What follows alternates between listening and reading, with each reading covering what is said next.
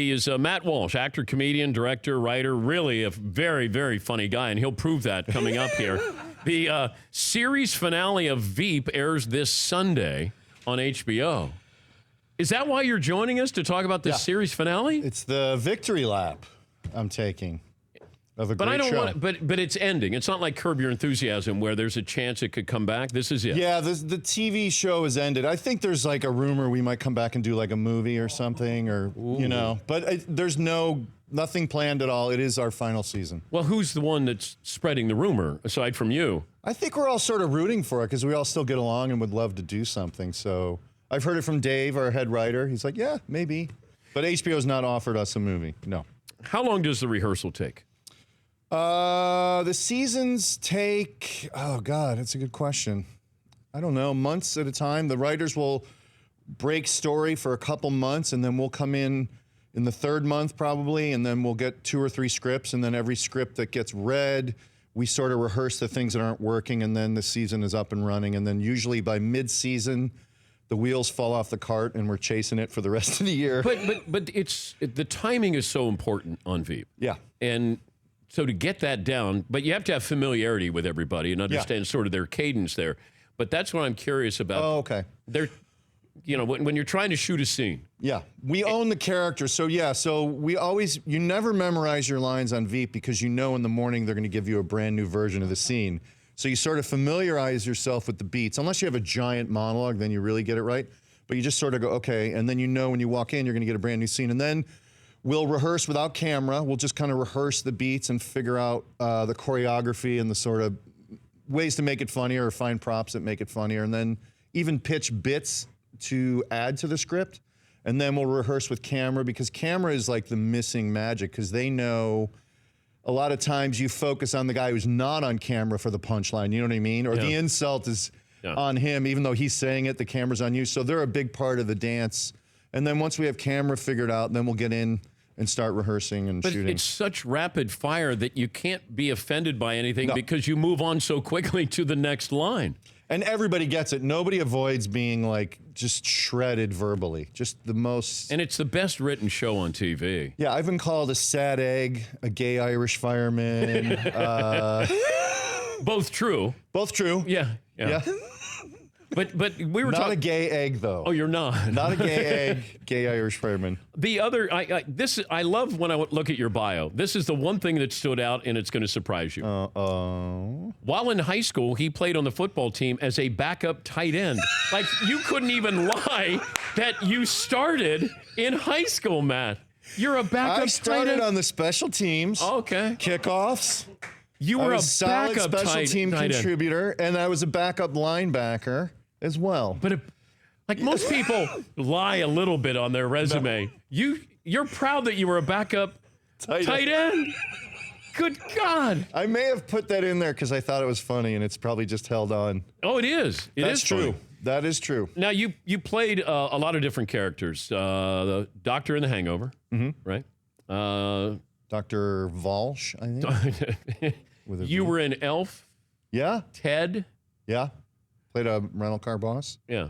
Favorite role out of those movies that you've been in? Of those that you just mentioned? I think Hangover was a magical... Did you know it? Well, no. I knew it'd be funny because I know those guys. I know Zach and Ed, and I didn't really know Bradley Cooper that much. But I remember when we filmed that scenes, there was like 2 days of filming, and that was the day that like Obama was elected to his first election. So we were like doing the scene with a naked 85-year-old man, if you remember the scene. And that was really awkward. And Zach kept laughing. So we had to like reset. And then in between shooting, we would go backstage and check the results of like the election. It was like this crazy memorable moment in my life. So I always felt like that movie would be really funny, but you don't know if it's going to like catch on and become like a big But hit. Zach Galifianakis, why is he the one that's breaking character? Shouldn't a comedian be the last to break character? Because I've worked with Zach. I worked with Zach on a show called Dog Bites Man, and he's terrible at laughing. He's always cracking up. He's that really Between weak. Two Ferns is spectacular. It is great. Just the stuff when, like, it's so awkward. Like the Brad Pitt. Like I think he said, do your great looks overshadow you being a bad actor? And I'm going, oh my God. And then you can just see Brad Pitt going, really? And then he goes, how did you get so tanned? Because you're always in your wife's shadow. And I'm going, wow. Michael Cera was on and he's grabbing his leg, his thigh. I wonder if they're prepped on those jokes. Does Brad Pitt know that joke is coming? Probably not.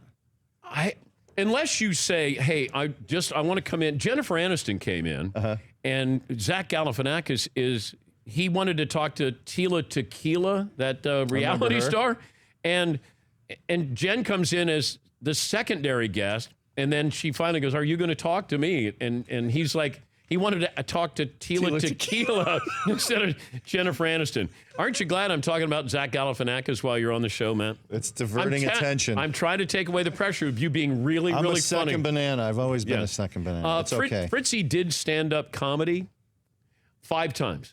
Okay. He's almost 50 years of age. How many times did you do stand-up comedy before you were 50? I did it in my late 20s in the comedy boom of, say, like 89 to 91. And who's doing the tour back then? Well, I was in Chicago, so I was being promoted to headliner before I was ready in like Indiana, Michigan, Wisconsin. You were killing it. I could get paid like $400 to go headline for 40 minutes, and I did not have 40 minutes. But it was like that crazy, like anybody with a joke could get on stage and get paid. So I got elevated way too quick. So I would bring people like Adam McKay with me or Matt Besser to sort of build out my lack of material. And we would just do bits and sketches and stuff. Did you ever crash? Like, did you? Oh my God, every other night. Yeah, it's too hard. Stand-up is like, it's great when it works and it's brutal when it doesn't. And then when it's brutal, you're in a hotel room in like Farmington, Michigan, and all the comics are going out to a strip club. And I'm like, I'm good. I don't want to like... It gets really dark on the road, and that's the other bad part about stand-up. So you just stay in? I just chilled out and just licked my wounds and said, I'm not really going to be a good stand-up. Are you yourself, though, when you do stand-up? Are you just given, like, hey, this happened, or is it a character? Like, this happened in my... Oh, it was? My problem is I would always do a character, and then I wouldn't repeat it. Then I would try something brand new the next night. It was, like, way too ambitious, and stand-up is that art of honing and really tweaking and boiling it down, distilling it to that gem. And I didn't like that process because I came up in the improv world, and improvisers like to just create. So, but the improvisational skills, do you know you have them? Can you develop those?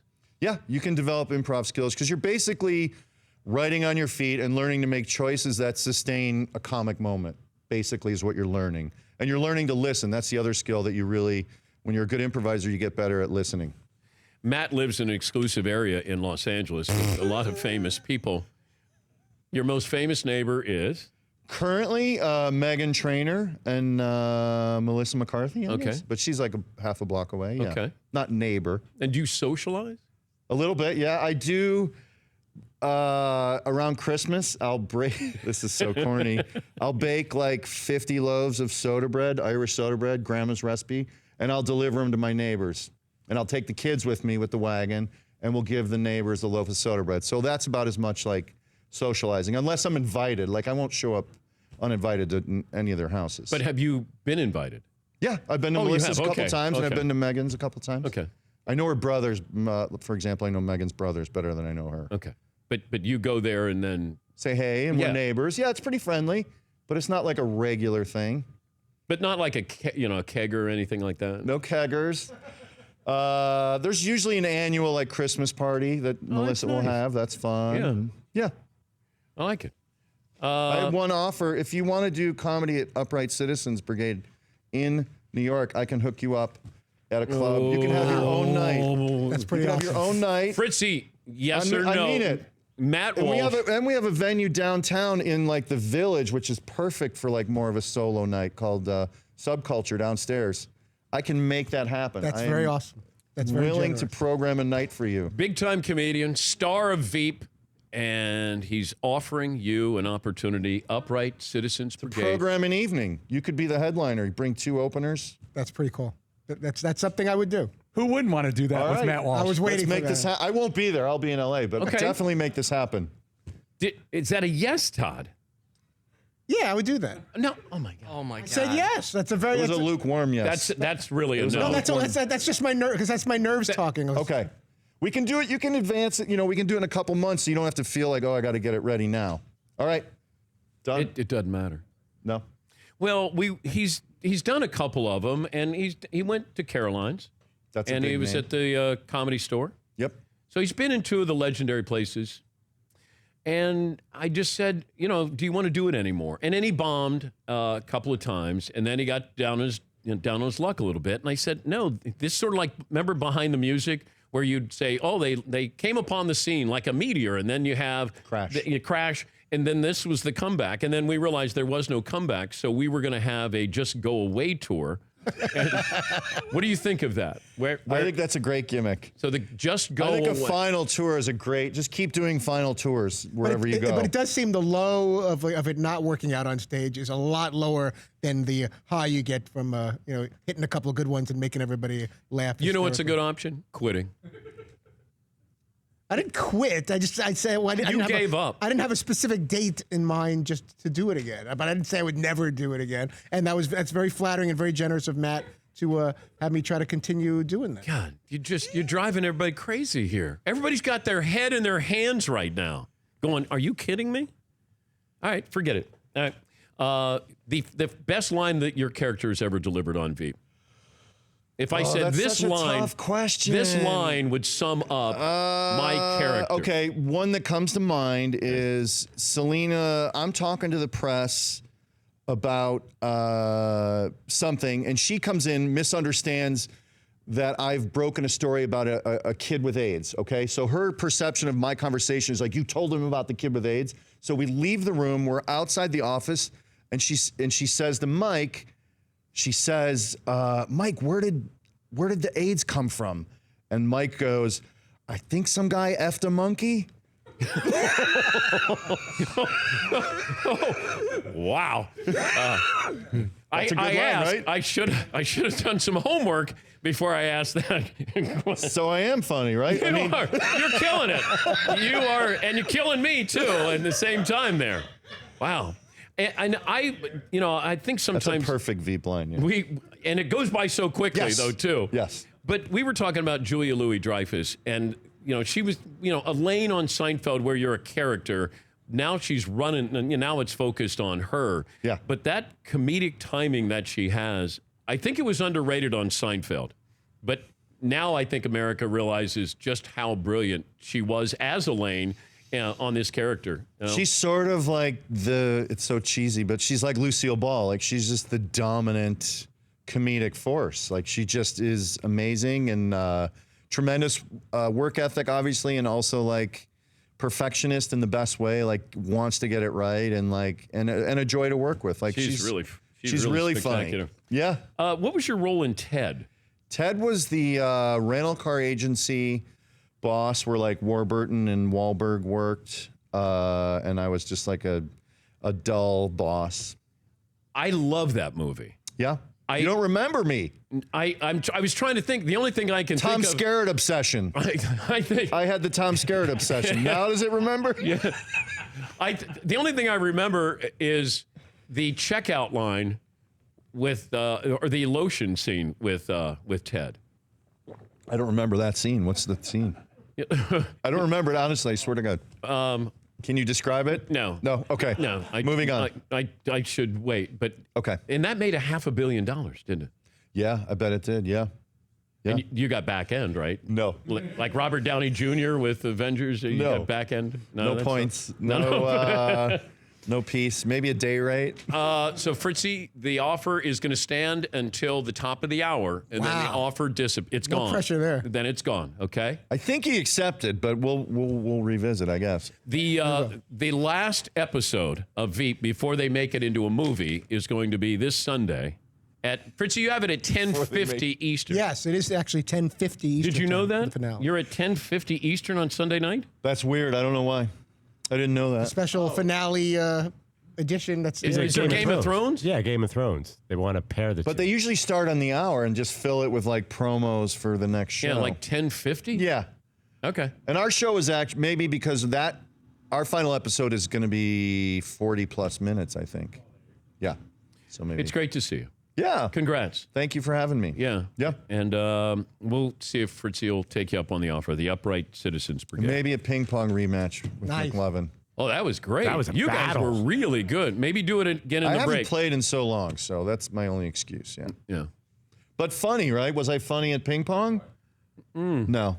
Dan, am I the best ping pong player among the Danettes? Oh, boy. Yes, you. Oh, Mr. Sensitivity. Matt, thank you for coming by. Thank you for having He's me. the actor, comedian, occasionally funny director, writer of Veep. Sunday night at 10:15. Friend of Zach Galifianakis Yeah. and Julia Dreyfus. Yeah. Let's talk more about them. For more Dan Patrick Show, tune into Audience Channel 239 on DirecTV. Stream for free on VR Live or download the Dan Patrick Show app.